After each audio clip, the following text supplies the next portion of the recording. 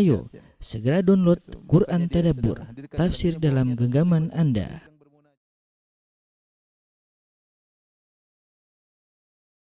Bismillahirrahmanirrahim. Assalamualaikum warahmatullahi wabarakatuh.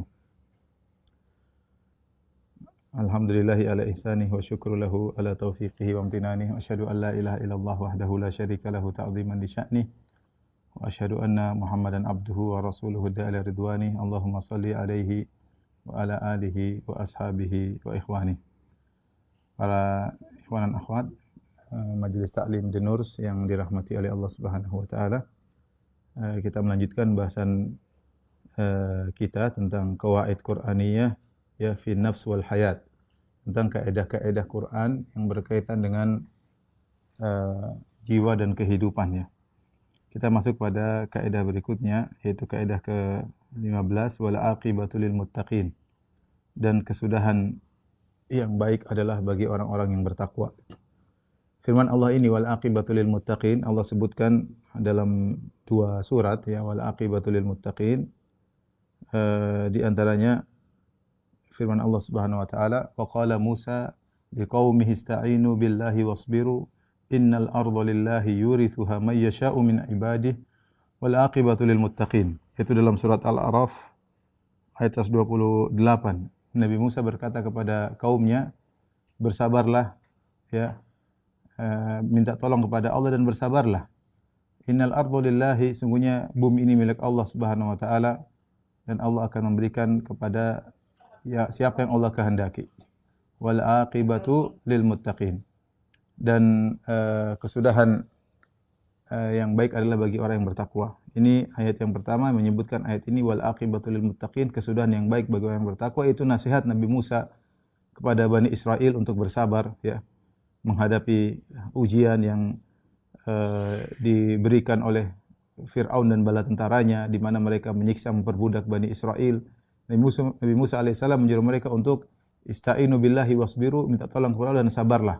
Kemudian di akhir nasihat Nabi Musa berkata, wal aqibatu lil muttaqin, bahwasanya kesudahan yang baik adalah milik orang-orang yang bertakwa. Artinya Nabi Musa mengatakan kita bersabar di awal ya, seperti pepatah orang Indonesia, bersusah-susah dahulu, bersenang-senang kemudian ya, sabar ya.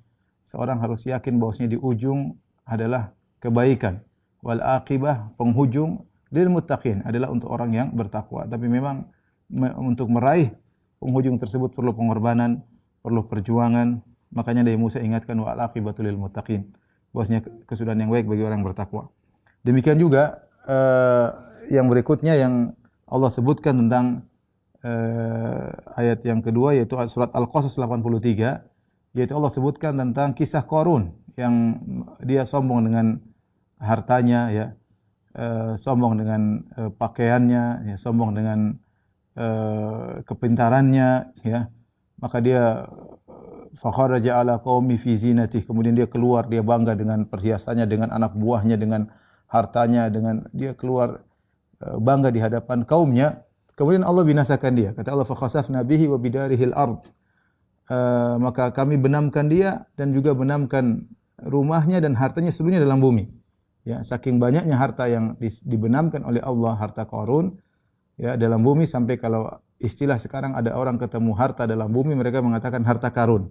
Ya, harta karun jadi suatu istilah, padahal itu asalnya adalah Qarun yang memiliki harta yang begitu banyak yang ditenggelamkan oleh Allah, dan dia merupakan inna Qarun kana min qaumi Musa. Bahwasanya Qarun adalah dari kaum Nabi Musa, fabagha alaihim, tapi dia melakukan kezaliman, sombong dan angkuh kepada kaumnya. Setelah itu Allah setelah menceritakan tentang binasanya Qarun yang Allah tenggelamkan dengan hartanya, Allah mengatakan, tilkad darul akhiratu naj'aluha lil ladzina la yuriduna uluwan fil ardi wala fasada. Demikianlah itulah negeri akhirat yang kami jadikan negeri akhirat tersebut untuk orang-orang yang tidak berharap ketinggian, tidak mengharap penghormatan ya, ingin tinggi di atas muka bumi, fil ardi wala fasada, dan tidak berbuat kerusakan. Wal aqibatu lil muttaqin, dan kesudahan yang baik bagi orang-orang yang bertakwa ya, bagi orang yang bertakwa. Ini kaidah ikhwan dan akhwat ya, Majelis Ta'lim Denurs yang dirahmati Allah Subhanahu wa taala, mengingatkan kepada kita hendaknya kita bersabar menghadapi ujian kehidupan, ya, apapun kondisinya harus kita hadapi dengan ketakwaan, ya. Hadapi dengan ketakwaan, karena kalau kita bersabar dan berjalan di atas ketakwaan menghadapi ujian tersebut, ujungnya pasti baik. Ujungnya pasti indah. Ujungnya pasti indah. Tetapi ketika kita menghadapi ujian tersebut tanpa ketakwaan, maka ujungnya belum tentu indah. Ujungnya terkadang bisa jadi lebih kacau dan lebih hancur, ya. Dan ini kaidah ini, ya, yang menjadi patokan adalah keumuman lafal. Ya, al-ibrah bi umumi lafzi la bi khususi sabab. Ini sering saya sampaikan dalam kaidah tafsir bahwasanya yang menjadi patokan adalah bukan karena kekhususan sebab, meskipun ini sebab diucapkan wal aqibatu lil muttaqin, diucapkan Nabi Musa tentang kaumnya agar bersabar dengan siksaan Firaun, ya. Dan akhirnya benar Firaun ditenggelamkan oleh Allah Subhanahu wa taala, dan akhirnya Allah menyelamatkan Nabi Musa dan pengikutnya, ya, dengan ditenggelamkannya Firaun dan bala tentaranya di Laut Merah. Wal aqibatu lil muttaqin, kesudahan yang baik bagi orang yang bertakwa. Meskipun ini khusus ayat ini tentang kisah Nabi Musa, tapi yang menjadi patokan bagi kita adalah keumuman lafal. Lafalnya umum, wal aqibatu lil muttaqin, kesudahan yang baik bagi orang yang bertakwa. Dan Allah sebutkan banyak contoh tentang hal tersebut, ya, dalam Al-Qur'an, bagaimana kesabaran, ketakwaan ujungnya adalah mendatangkan kebaikan, ya. Contohnya seperti kisah Nabi Yusuf alaihissalam yang diuji, ya, menghadapi dengan kesabaran. Jadi yang jadi penting bagaimana proses kita menghadapi ujian tersebut. Bersusah-susah terlebih dahulu. Memang sulit, tapi kita hadapi dengan kesabaran, dan ujung-ujungnya adalah kebaikan. Ujung-ujungnya adalah kebaikan. Yang penting kita menghadapi dengan ketakwaan. Itu yang poin yang penting, ya. Kemudian kita lihat dalam kehidupan sehari-hari, banyak contoh-contoh mungkin kita rasakan sendiri dan juga teman-teman kita, ya. Ya. Saya ada contoh misalnya seorang wanita bercerita, ya, bahwasanya dia memiliki mertua yang sangat jahat sama dia, tapi dia hadapi dengan kesabaran. Dengan kesabaran sampai dihina, direndahkan, dijatuhkan. Tapi dia hadapi dengan ketakwaan. Dia tetap menghadapi mertuanya dengan baik. Terus sampai penghujungnya akhirnya mertuanya pun sangat sayang kepada dia, ya. Tapi itu butuh bertahun-tahun. Ini contoh kecil maksudnya dalam kehidupan kita sehari-hari, contoh kecil menghadapi dengan kesabaran, akhirnya dia yang merasakan manisnya akibat, manisnya kesudahan. Tetapi harus dilewati dengan ketakwaan, ya. Dilewati dengan ketakwaan, ya. Atau kita cerita seperti contoh sebagian guru kita di Madinah. Ketika ada sebagian orang-orang yang hasad, yang menjelek-jelekkan sebagian guru kita, dijatuhkan, direndahkan. Tapi guru kita tersebut menghadapinya dengan sabar, dengan tenang, ya, dengan ketakwaan. Berjalan dengan tahun demi tahun, akhirnya yang tukang mencela ini yang tadinya di zaman dia, ya, di zaman dia dikenal, kemudian banyak murid yang mendatanginya, akhirnya jatuh. Sementara yang dicela ini karena dia menghadapi dengan kesabaran bertahun-tahun, maka Allah menjadikan dia semakin mulia, ya. Saya tidak ingin sebut nama, tapi intinya ini kenyataan yang kita lihat di hadapan kita, bahwasanya orang yang bersabar ketika diberi ujian, dia menghadapi dengan ujian tersebut dengan kesabaran, maka dia akan naik setahap demi setahap dan akhirnya mencapai penghujung yang indah. Syaratnya tadi bertakwa. Syaratnya bertakwa. Kalau ada yang bertanya, Ustaz, kita kaum muslimin, sebagian kaum muslimin diuji oleh orang-orang kafir, dan kita mana penghujung yang baik? Kita bilang mana takwanya? Mana takwanya? Ya, mana takwanya? Ya. Bani Israel ketika disiksa oleh Firaun dan bala tentaranya, dijadikan budak, disebutkan sampai ratusan tahun. Kapan mereka kemudian keluar daripada itu semua? Ketika datang Nabi Musa alaihissalam mengajarkan kepada mereka ketakwaan, agar mereka bersabar. Ketika mereka menjalankan sebab kesabaran, ketakwaan, baru kemudian Allah selamatkan mereka dari Fir'aun dan bala tentaranya. Ya. Ya. Dan ini sudah suatu keputusan. Wal aqibatu lil muttaqin. Bahwasanya kesudahan yang baik adalah bagi orang-orang yang bertakwa. Oleh karenanya, ikhwan dan akhwat yang dirahmati Allah Subhanahu wa taala, hidup kita tidak luput dari ujian, siapapun diuji, ya. Nah, yang jadi pertanyaan, bagaimana kita menghadapi ujian tersebut? Jika kita menghadapi ujian tersebut, dengan ketakwaan, dengan kesabaran, ya, menyerahkan diri kepada Allah Subhanahu wa taala. Kelihatannya sulit, ya, tetapi yakinlah ujungnya pasti, yaitu kebahagiaan. Tapi kalau kita tidak menghadapi dengan ketakwaan, kita terbawa, kita juga emosi, kemudian kita ribut, kemudian kita nanti akhirnya ujungnya buruk. Kenapa? Karena janji baik itu hanya bagi yang bertakwa. Ini kaidah yang agung, ya. Yakinlah ikhwan dan akhwat, apapun yang kita hadapi dengan ketakwaan. Orang mau ngomong, orang mau merendahkan, kelihatan di depan kita jatuh, biarin aja. Biarin saja. Kelihatannya di depan, kelihatannya kita dihina, mungkin banyak yang mencaci, banyak yang mencela, biarin saja, sabar. Ya, mau jutaan orang maki enggak ada masalah, yang penting Anda bertakwa. Yang penting Anda bertakwa. Mau satu dunia maki Anda, yang penting Anda bertakwa, ujungnya pasti bagus. Pasti, Allah yang jamin. Tetapi kebanyakan orang gugur di tengah. Ya, dia tidak bisa menghadapi ujian dengan ketakwaan. Ya. Bahkan saya katakan dalam skala kecil, seorang istri misalnya dizalimi sama suaminya, kalau dia berharap menghadapi dengan ketakwaan, hadapi dengan ketakwaan, dengan kesabaran. Yang penting dia bertakwa dalam menghadapi. Serahkan kepada Allah, dia menangis, kemudian dia berdoa kepada Allah, dia beribadah. Ujungnya pasti baik. Entah suaminya nanti berubah jadi baik, entah Allah pisahkan dia dari suami tersebut, diganti dengan suami yang lain. Tapi hadapi dengan takwa. Ya. Banyak orang udah masalah, bingung, akhirnya dia curhat sana, curhat sini, sementara dia sendiri tidak bertakwa dalam menghadapi permasalahan tersebut. Ketika dia sendiri tidak bertakwa dalam menghadapi permasalahan tersebut, maka apa yang mau diharapkan dari manusia? Tawaran solusi banyak, ide banyak, orang nasihati banyak. Kalau dia sendiri tidak bertakwa, dia tidak akan keluar daripada musibah tersebut. Sangat sulit. Kalaupun dia keluar, belum tentu akibatnya indah. Jadi ini peringatan bagi kita semua. Kita tahu ujian bermacam-macam, tetapi yakin janji Allah Subhanahu wa taala, wal aqibatu littaqwa lil muttaqin, bahwasanya kesudahan yang baik adalah bagi orang-orang yang bertakwa. Bersusah-susah dahulu, bersenang-senang kemudian. Ya, bersenang-senang kemudian, ya. Berakit-rakit dahulu, bersenang-senang kemudian. Itu pepatah yang benar, tetapi ketika bersusah-susah harus dengan ketakwaan. Ketika berakit-rakit harus dengan ketakwaan agar penghujungnya adalah keindahan. Oleh karenanya disebutkan suatu kisah yang menakjubkan ketika Tatar menyerang kaum muslimin dengan pasukan yang mengerikan. Ketika itu di antara yang berjihad melawan mereka adalah Syekhul Islam Ibnu Taimiyah rahimahullah taala. Maka Ibnu Taimiyah mendatangi para penguasa-penguasa untuk memprovokasi mereka untuk berjihad. Ya, menyemangati, memotivasi untuk berjihad, ya. Kemudian Ibnu Taimiyah berdalil dengan ayat ini, wal aqibatu lil muttaqin, bahwasanya kesudahan yang baik bagi orang-orang yang bertakwa. Di antaranya beliau berkata, wa alamu aslahakumullah, ketahuilah semoga Allah meluruskan kalian. Anna nusrata lil mu'minin, ketahui bahwasanya pertolongan untuk orang beriman. Wal aqibatu lil muttaqin. Wal aqibatu lil muttaqin, bahwasanya kesudahan yang baik bagi orang yang bertakwa. Wa anna Allaha ma'al ladzina taqaw wal ladzina hum muhsinun, bahwasanya Allah akan bersama orang yang bertakwa dan Allah akan bersama orang yang berbuat baik. Wa haula'il qaum makhurun maqmu'un, mereka adalah kaum yang akan kalah, yaitu Tatar. Mereka akan terkalahkan.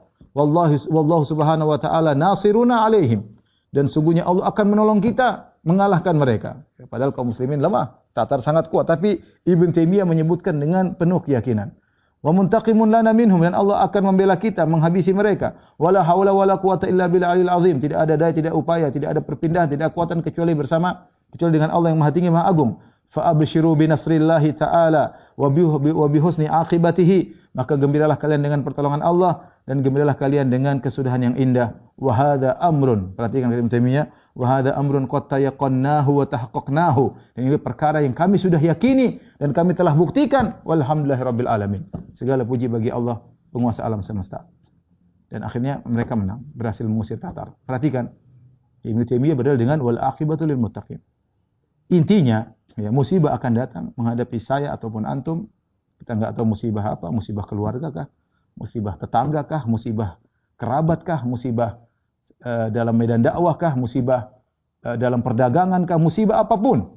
Hadapi dengan sabar, dengan ketakwaan agar kesudahannya indah. Kebanyakan orang gugur tidak bisa bertakwa dalam menghadapi ujian. Allahul musta'an. Baik. Kita lanjutkan kaidah berikutnya, kaidah yang ke-16. Yaitu firman Allah Subhanahu wa taala, "Qul la yastawil khabithu wat thayyib." Katakanlah tidak sama antara yang buruk dan baik, ya. Katakanlah tidak sama yang baik, yang buruk dengan yang baik. Ya, ini Allah sebutkan tentang hal ini, perbedaan antara yang baik dan buruk dalam beberapa ayat, di antaranya ayat ini. Qul la yastawi al-khabithu wat-thayyib walau a'jabaka kathratul khabith. Fattaqullaha ya ulil albabi la'allakum tuflihun. Dalam surat Al-Maidah ayat 100. Kata Allah, katakanlah wahai Rasulullah, tidak sama antara yang buruk dengan yang baik. Walau a'jabaka kathratul khabith, meskipun banyaknya yang khabith, banyaknya yang buruk tadi mengagumkan engkau.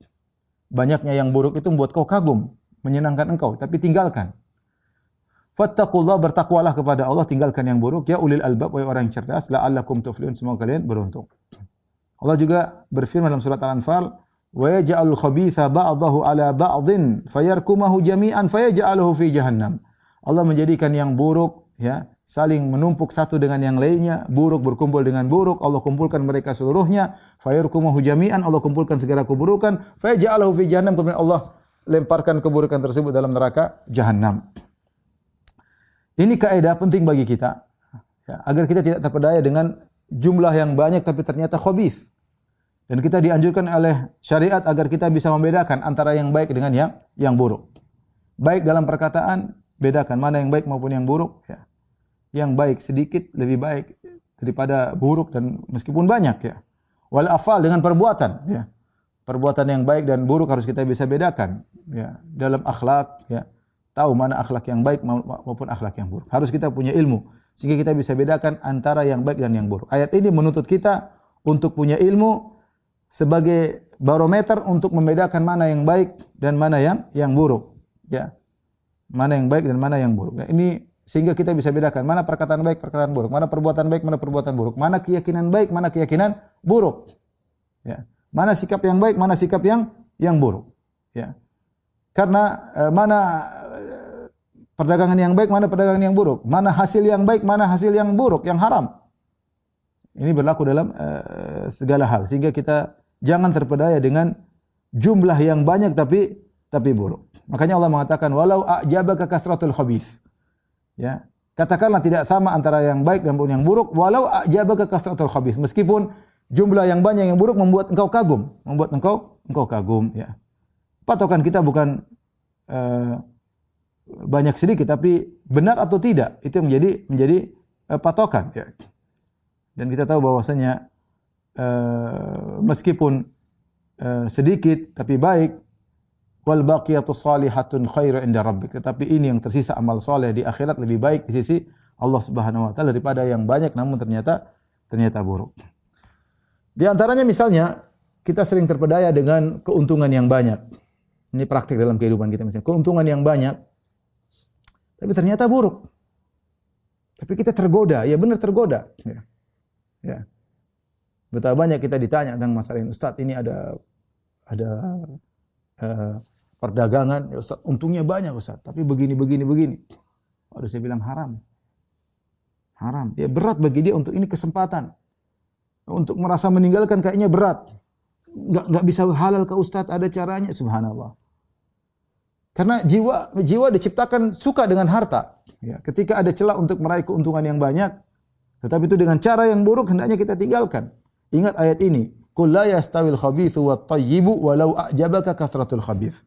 Katakanlah tidak sama antara yang buruk maupun yang baik, meskipun yang buruk itu banyak dan mengagumkan engkau, buat kau terkagum-kagum, buat kau senang, tinggalkan. Fattaqullah ya ulil albabi la'allakum tuflihun. Tinggalkan, wahai orang cerdas, gunakan akalmu. Untung banyak tapi ternyata buruk, hentikan. Ya muamalah yang haram, ya buat orang tergiur, buat orang ngiler untuk mendapatkan untung yang banyak dan banyak ya. Tapi tinggalkan. Tinggalkan. Oleh karenanya Allah menekankan dalam banyak ayat, Allah mengatakan, "Kulu mimma fil ardi halalan thayyiba." Wahai manusia sekalian, makanlah yang ada di bumi yang halal dan baik, ya. Ya ayyuhar rusulu kulu minat thayyibati. Wahai para rasul, makanlah yang baik dalam Al-Qur'an, ya.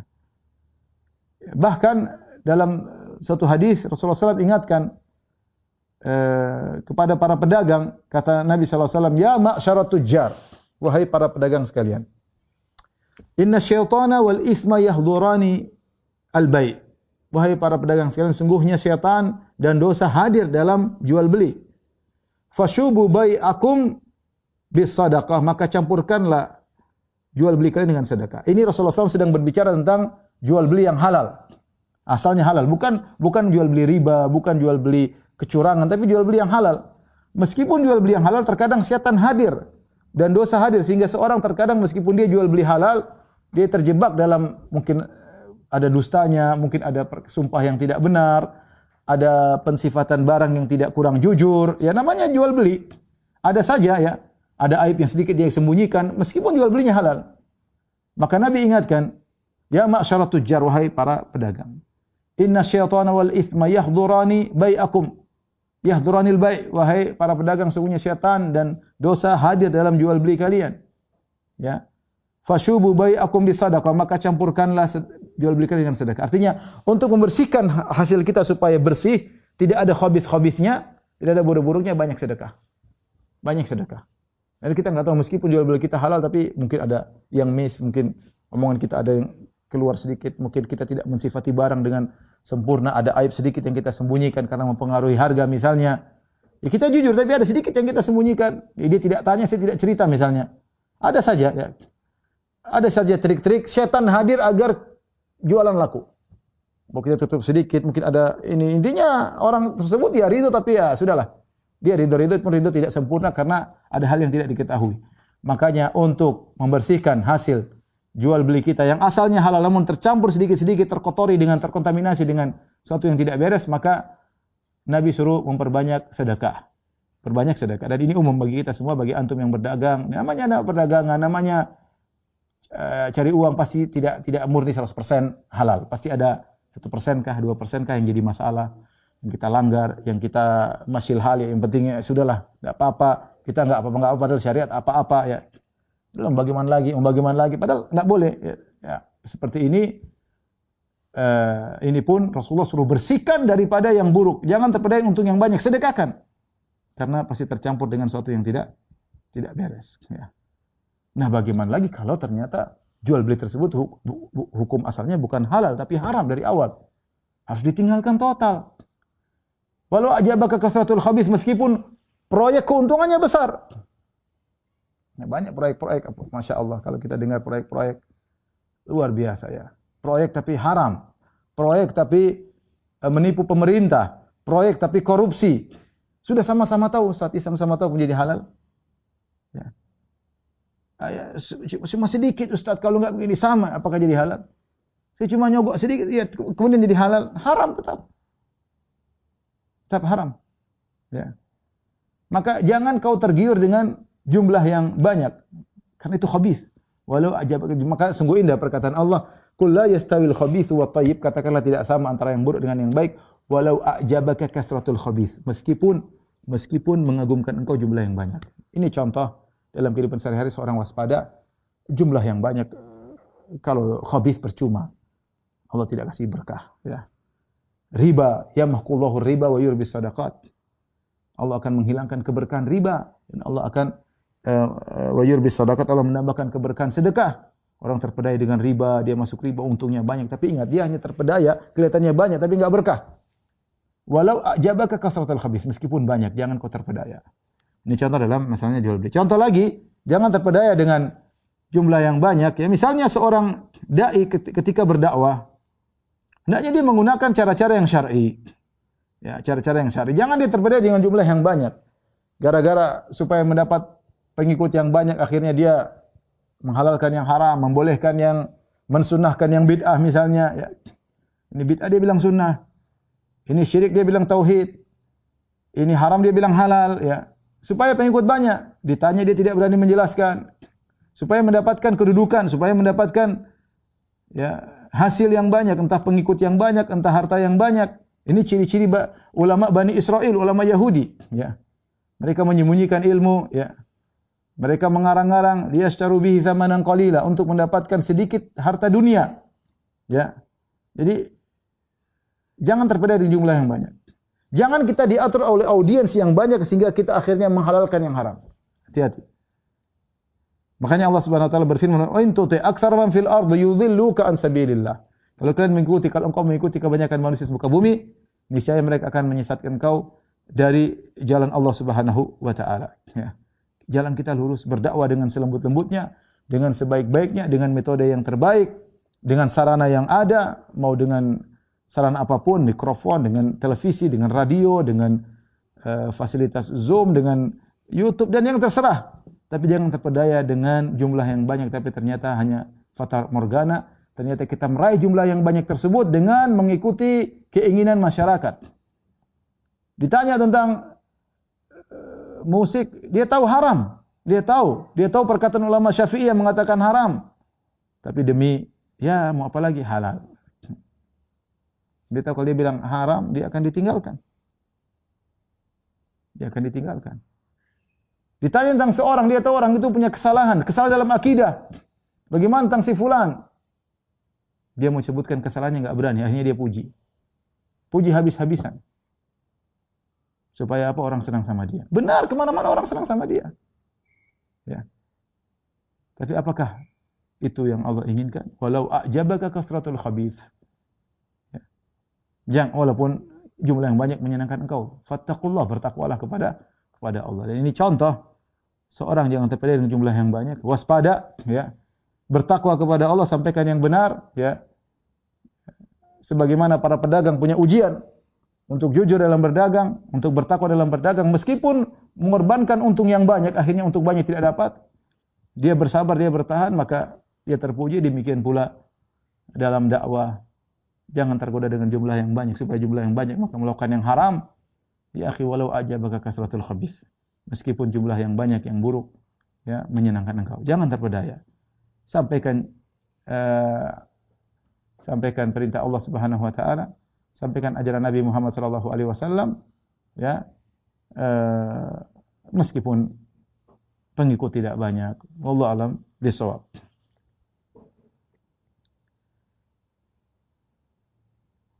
Baik, ya. Kita lanjutkan kaidah berikutnya. Al-qaidah as-sabi'ah asyar. Ini kaidah yang sangat penting, terutama dalam muamalah. Itu kaidah yang Allah sebutkan dalam surat Al-Qasas ayat 26, "Inna khaira man ista'jartal qawiyul amin." Sungguh sebaik-baik orang yang kau pekerjakan adalah yang kuat dan amanah. Inna khaira man ista'jarta al-qawiyul amin. Sebaik-baik orang yang kau pekerjakan adalah yang kuat dan amanah. Ini kisahnya bagaimana? Ini perkataan siapa? Ini perkataan yang Allah nukilkan, perkataan seorang wanita soleha. Yang wanita soleha yang kemudian dinikahi oleh Nabi Musa alaihissalam. Ya. Sebagaimana Allah sebutkan dalam surat Al-Qasas ketika Nabi Musa kabur dari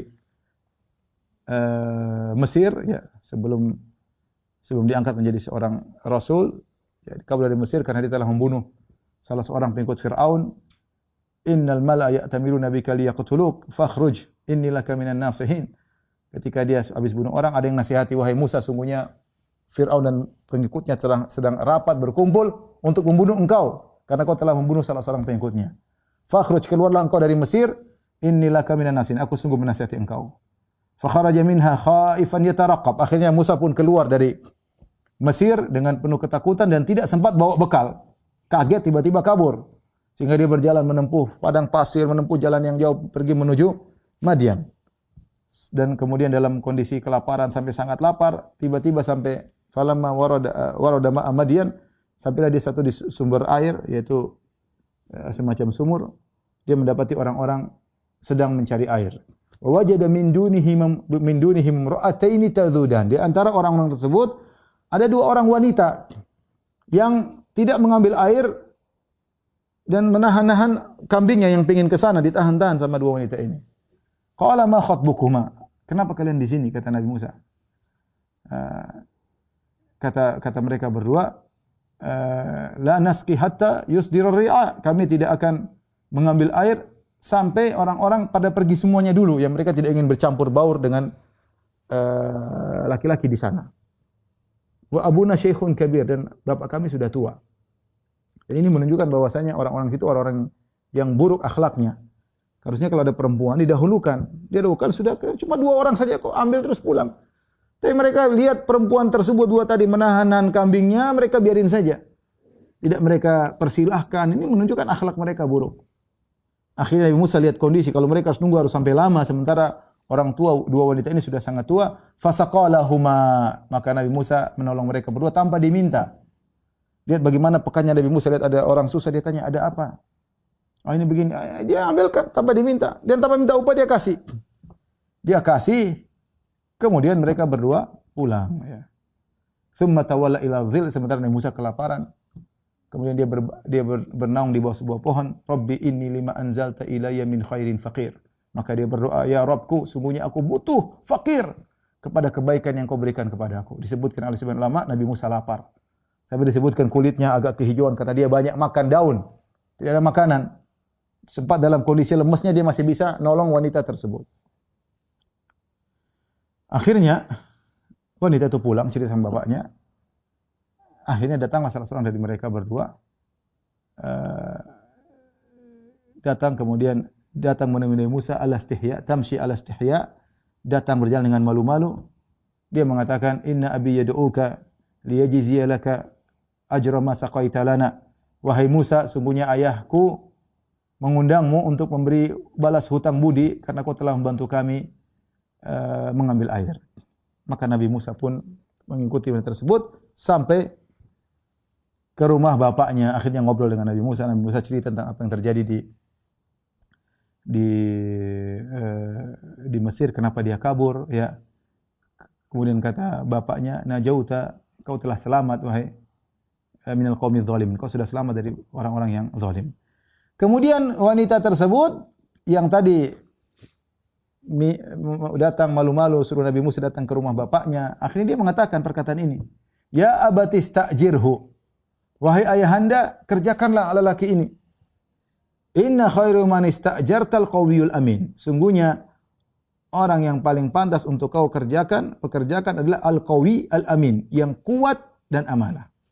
Timbul pertanyaan di kalangan para ulama, kenapa wanita ini mengetahui Nabi Musa kuat dan dari mana dia tahu wanita ini tahu Nabi Musa amin, terpercaya? Sebagian ulama menjelaskan karena dari mana mereka tahu, dia tahu bahwasanya Nabi Musa kuat dan amanah? Karena Nabi Musa kuat ketika mereka sedang menunggu air untuk diambil. Disebutkan sumur tersebut punya tutup. Tutup itu hanya bisa diangkat oleh 8 lelaki atau 5 lelaki atau banyaklah. Kemudian wanita tersebut hanya mengambil sisa air yang ada di samping-samping sumur. Ternyata Nabi Musa sendiri dia bisa membuka tutup sumur tersebut. Dia kuat, dia bisa buka sendiri. Sehingga dia lihat ini laki sangat kuat. Dan Nabi Musa memang sangat kuat. Ya. Bukankah dia pernah memukul seorang Kipti, pengikut Fir'aun, fawakazahu Musa faqadha alaih. Musa pukul langsung mati, sekali pukul langsung mati. Luar biasa kuatnya Nabi Musa.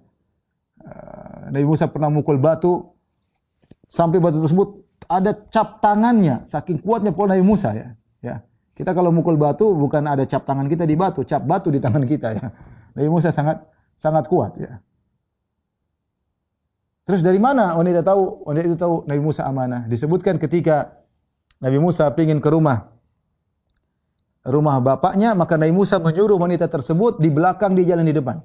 Jadi wanita jalan depan, Nabi Musa di belakang. Nabi Musa di depan, wanita tersebut di belakang. Nabi Musa di depan, wanita di belakang. Karena kalau wanita tersebut di depan, Nabi Musa belakang, khawatirnya dia melihat bentuk tubuh wanita tersebut. Atau kalau wanita tersebut berjalan berdampingan, khawatirnya mereka ngobrol yang tidak sepantasnya. Akhirnya Nabi Musa di depan, wanita tersebut belakang. Dan tidak ada perlu banyak bicara ke rumah bapaknya. Kalau belok kanan, tinggal wanita tersebut lempar kerikil sebelah kanan, Nabi Musa belok kanan. Kalau belok kiri, wanita tersebut lempar kerikil sebelah kiri, Nabi Musa belok kiri. Terus sampai ke rumah bapaknya. Dari sini sang wanita berdalil bahwasanya Nabi Musa amanah. Dia jaga pandangannya, tidak ingin melihat wanita tersebut. Ini menunjukkan Nabi Musa menjaga pandangannya, dia amanah. Padahal kalau dia mau lihat, boleh-boleh saja. Dari sini wanita tersebut mengatakan, ya abati sta'jirhu, wahai ayahanda, pekerjakanlah dia. Inna khairu man ista'jarta al-qawiyul amin. Sungguhnya yang paling pantas, yang terbaik untuk kau jadikan pekerja adalah yang kuat dan amanah. Akhirnya Nabi Musa bekerja sebagai penggembala kambing selama 8 tahun, 10 tahun. Dengan maharnya adalah sebagai mahar untuk menikah dengan wanita tersebut. Yang kasih ide tadi. Ya. Yang datang menemui Nabi Musa untuk ngajak ke rumah bapaknya. Ya, ini nikah dengan ini uridu an unkahaka ihda banatayya hataini ala an ta'jurani thamaniya hijaj.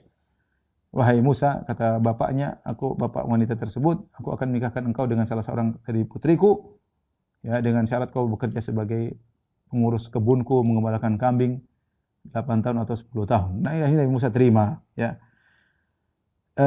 Taib, ini adalah perkataan yang indah. Inna khairu man ista'jarta al-qawiyul amin. Sebaik-baik yang kau jadikan pekerja yang kuat dan amanah. Inilah dua sifat yang hendaknya diperhatikan oleh siapapun ketika mencari pekerja. Al-qawi al-amin, kuat dan amanah. Kuat maknanya lebih umum, artinya mahir, spesialis, kompeten dalam bidangnya. Itu makna kuat. Sebelum dijelaskan Ibnu Taimiyah rahimahullahu taala. Misalnya kekuatan dalam perang, ya benar, keberanian, ketegaran, seperti Khalid bin Walid, ini butuh kekuatan dalam berperang, maka yang dibutuhkan kekuatan. Misalnya kalau pekerjaan keras, ya dia butuh kekuatan. Berkaitan dengan misalnya menjadi hakim, menjadi qadhi, maka ini butuh ilmu. Kekuatan maksudnya ilmu. Jadi kekuatan ini lebih umum, terkadang maksudnya kekuatan fisik, terkadang kekuatan mental, terkadang kekuatan ilmu. Ini yang pertama. Yang kedua, amin, amanah. Amanah berkaitan dengan khasyah, bertakwa kepada Allah. Artinya dia menjalankan pekerjaan dengan amanah, tidak berkhianat, tidak curang, ya. Jika terkumpulkan dua ini, kekuatan dan amanah, maka sempurnalah orang itu sebagai pekerja. Apapun dia kerjanya. Sebagai pejabat, yang penting kuat, profesional dan amanah. Sebagai panglima perang, kuat dan amanah. Sebagai ustadz, kuat ilmunya dan amanah dalam menyampaikan ilmu, tidak ngawur, tidak asal nukil, tidak bohong, ya. Seperti itu, ya. Dalam segala hal, ya.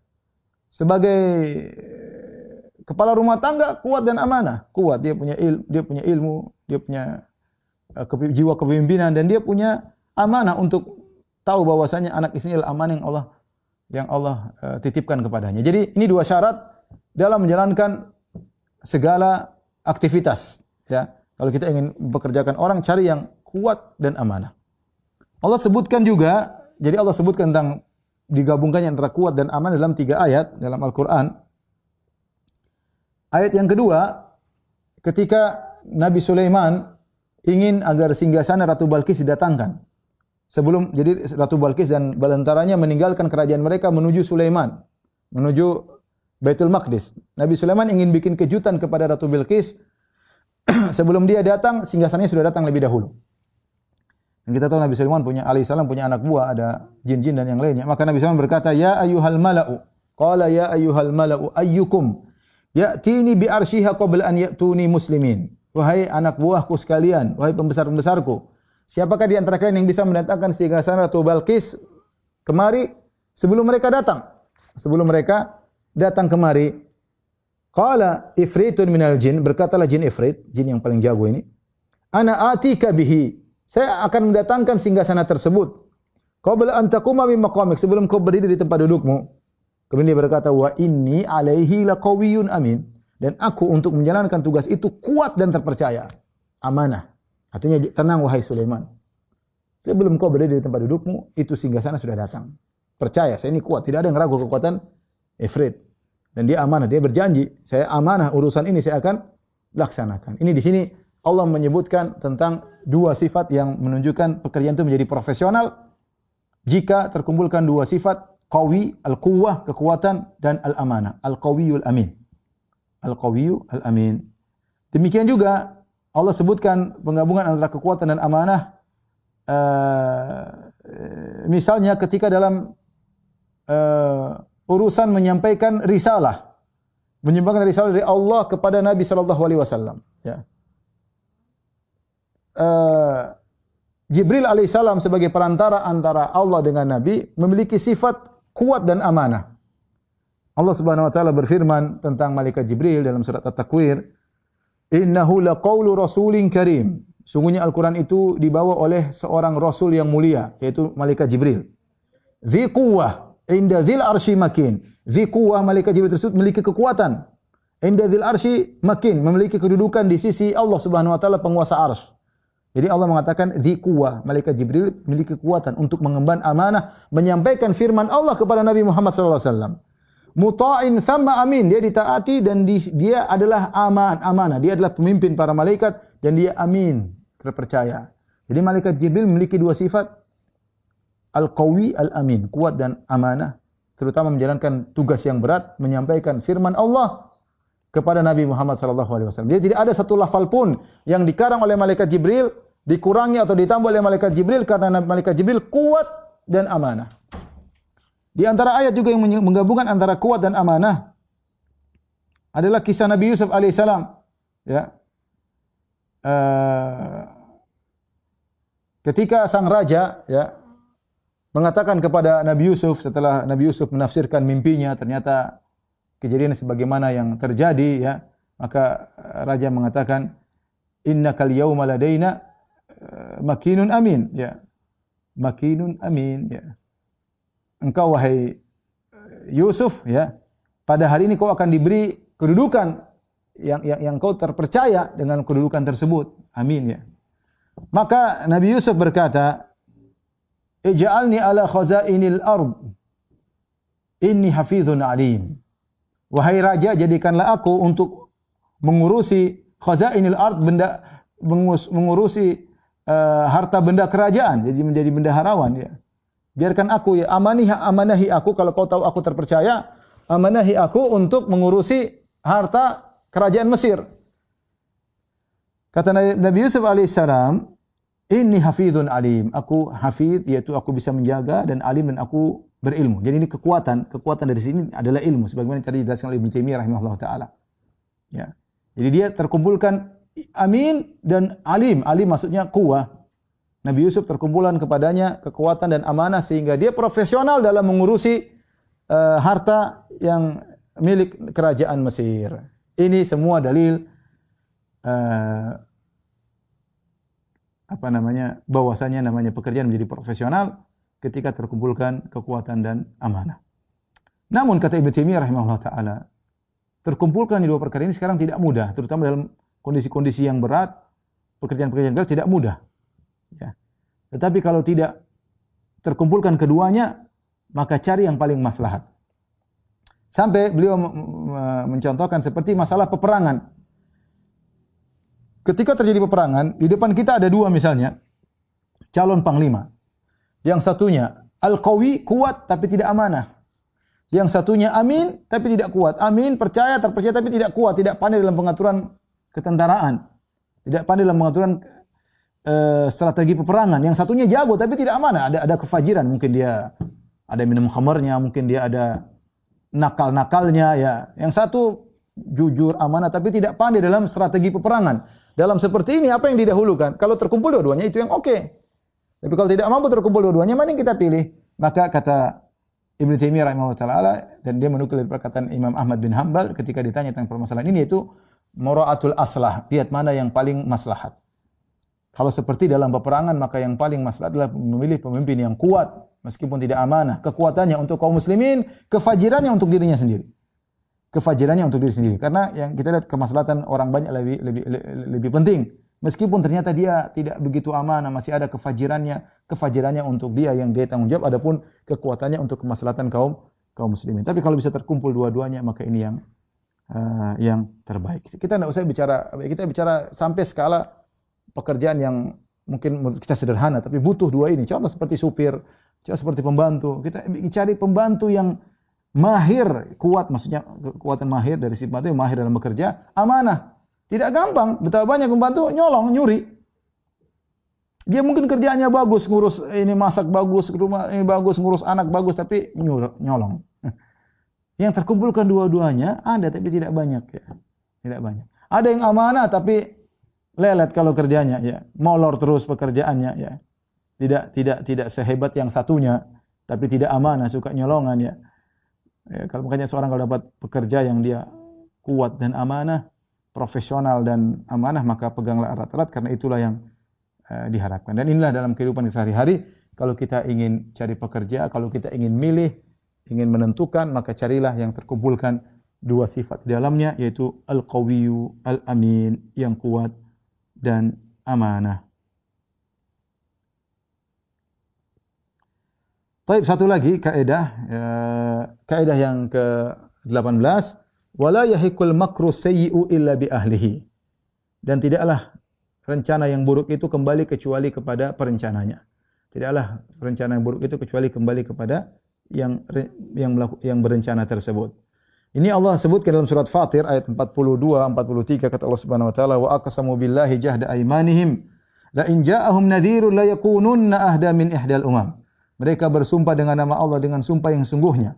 Mereka berkata kalau datang pemberi peringatan, yaitu datang seorang rasul, kami sungguh akan menjadi lebih mendapat hidayah daripada sebagian umat. Itu kami akan lebih mengikuti Nabi tersebut daripada Yahudi, daripada Nasara. Kami akan lebih beriman. Ini janji mereka, bahwa mereka berjanji dengan sungguh-sungguh dengan nama Allah. Falamma ja'ahum nadhir, namun kenyataannya bagaimana? Tatkala datang pemberi peringatan tersebut, yaitu Rasulullah SAW, ma zadahum illa nufura. Ternyata mereka semakin kabur. Istikbaran fil ardi wa makra sayyi, karena mereka sombong dan semua dan mereka punya rencana buruk. Kemudian kata Allah, wala yahiqul makru sayyi'u illa bi ahli. Dan tidaklah makar yang buruk tersebut kembali kecuali kepada pelakunya. Ya, ini yang kita ambil dari potongan ayat ini, wala yahiqul makru sayyi'u illa bi ahli. Wala yahiqul makru sayyi'u illa bi ahli. Dan tidaklah makar yang buruk kecuali kembali kepada pelakunya. Dan ini ingat, peringatan bagi kita semua ya. Terkadang kita melakukan kezaliman, kita punya rencana buruk ya. Dan kita menang di awal. Kita rencana buruk terhadap ini, kita zalimi ini. Kita punya rencana, atur bagaimana bisa. Tapi ingat ujungnya ini kebalikan dari yang pertama. Kalau yang pertama, akhirnya yang kita sebutkan wal aqibatul lil muttaqin, kesudahan yang baik bagi orang yang bertakwa.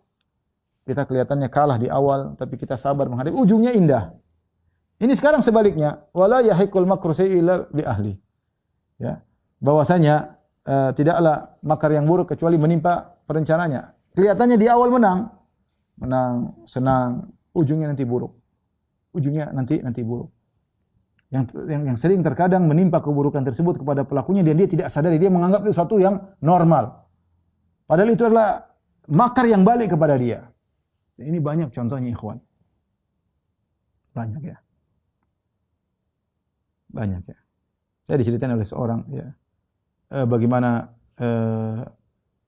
bapaknya dulu punya saudara, kemudian harta warisnya diambil dengan berbuat makar. Mereka bikin makar gini-gini, akhirnya dia tidak dapat harta waris. Bapaknya teman saya ini. Akhirnya diambil oleh adiknya atau kakaknya dengan 8 anaknya kalau tidak salah ya. Tapi lihat, terus dia dan saudara-saudaranya alhamdulillah berhasil ya. Sementara sepupu-sepupunya tadi karena makan harta warisan yang haram, bukan langsung Allah hukum, tidak. Mungkin 10 tahun berikutnya, 20 tahun berikutnya baru kemudian hancur satu.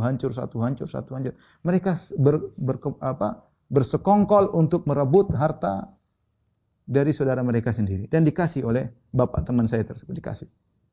Ya sudahlah, enggak boleh dipaksa, ribut-ribut, ambil saja. Tapi mereka bikin trik. Entah ngomong sana, ngomong sini, ngomong RT, ngomong Allah, ini mereka dapat, lihat ujungnya hancur. Tapi tidak langsung. Itu berjalan seakan-akan kalau mereka yang merasakan itu bukan akibat perbuatan mereka. Ini yang paling mengerikan. Seorang dibalas oleh Allah dan dia tidak merasa kalau itu teguran. Dia merasa sesuatu yang normal. Pelan-pelan, sesuatu yang normal, tapi dia merasa sesuatu yang biasa. Sehingga kalau dia tidak merasa, bagaimana dia bertobat? Seorang bertobat kalau dia merasa bersalah. Tetapi teman saya bisa melihat itu di antara akibat. Buktinya semuanya kena. Ya. Maka hati-hati seorang ya. Jangan bikin makar buruk kepada orang lain. Kelihatannya menang di awal tapi ujungnya hancur. Ya. Jadi ada seorang ya, berbuat zalim kepada teman-temannya, misalnya dia menjelek-jelekan fulan dia menjelek-jelekan sehingga pengikutnya banyak, dia terpedaya dengan jumlah banyak, orang mengeluh-ngeluhkannya. Ya akhi, ada Tuhan, ada Allah. Tuhanmu dan Tuhanku sama dan Allah Maha melihat. Ini orang mungkin ditinggal. Ini orang mungkin dimaki-maki oleh masyarakat gara-gara omongan dia ya. Yang bohong, buat makar, membuat tadlis, cara menggambarkan menggambarkan, membingkai sesuatu yang tidak pada tempatnya. Dia tahu itu bohong tapi dia bingkai supaya orang jauh dari dia dan dekat dengan dia ya. Orang jauh dari orang tersebut dan dekat dengan dia bingkai perkataannya dengan cara yang buruk dan benar pengikutnya banyak. Tapi ingat ada Tuhan, ada Allah Subhanahu wa taala yang Maha melihat. Berjalan dengan waktu, nanti lihat. Mulailah dia terjatuh, mulailah terpuruk, mulailah ditinggal sampai akhirnya dia habis. Ya. Dia habis. Dan itu terjadi. Itu kita lihat sendiri terjadi. Kalaupun ternyata dia terus diulu-ulukan nanti di akhirat. Parah ya. Oleh karena seorang jangan berbuat makar yang buruk. Karena Allah telah mengatakan wala yahiqul makru sayyi'u illa bi ahlihi. Makar yang buruk itu akan kembali kepada orang yang berencana buruk. Dan itu terjadi dalam perusahaan, jadi dalam perdagangan, jual beli, bikin makar buruk, akhirnya berkhianat dengan teman kongsinya. Dan ini terjadi. Dan banyak cerita, kita dapat cerita. Ya. Kerjasama, kemudian temannya didepak, ya. Kemudian dia ambil untung semuanya. Nah, temannya berhasil, dia hancur. Tapi tidak langsung. Kalau langsung kan mungkin dia langsung sadar, tidak. Allah kasih pelan-pelan. Saya bertahun-tahun, 10 tahun, 20 tahun. Dia hancur-hancur habis. Temannya naik, dan dia tidak sadar kalau ini semua akibat kezalimannya kepada teman kongsi dagangnya dahulu. Partnernya dulu dalam dagang. Waliyadzubillah. Maka ikhwan, jangan sampai kita berbuat makar buruk. Ya, akan kembali kepada kita. Allah sebutkan dalam Al-Quran, ya, seperti firman Allah, tentang bagaimana makarnya orang Quraisy kepada Nabi SAW. Wa idh yamkuru bikal ladzina kafaru liyuthbituka aw yaqtuluka aw yukhrijuk. Ketika orang-orang kafir buat makar untuk membelenggumu atau untuk membunuhmu atau untuk mengusirmu. Ya, mereka punya rencana terhadap Nabi. Kalau enggak mereka khilaf apakah harus dibelenggu atau dibunuh atau diusir. Ternyata Nabi kabur, ya, lari lewat hijrah, ya. Kata Allah wa yamkuruna wa yamkurullah. Mereka buat makar dan Allah juga punya makar. Wallahu khairul makirin. Dan Allah sebaik-baik pembuat makar bagi orang-orang yang buat makar. Ya, kelihatannya mereka menang tapi akhirnya mereka hancur. Ya. Hancur dalam perang Badar, ya. Kemudian dipermalukan dalam perang Khandaq dan akhirnya dikuasai oleh kaum muslimin ketika Fatu Makkah, ya.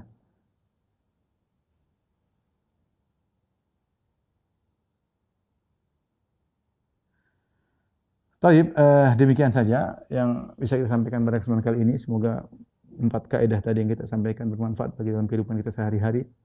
Ya. Saya ulangi tadi di antaranya wal aqibatul muttaqin, ya, seorang bertakwa kepada Allah menghadapi ujian, dia akan mendapati penghujung yang indah.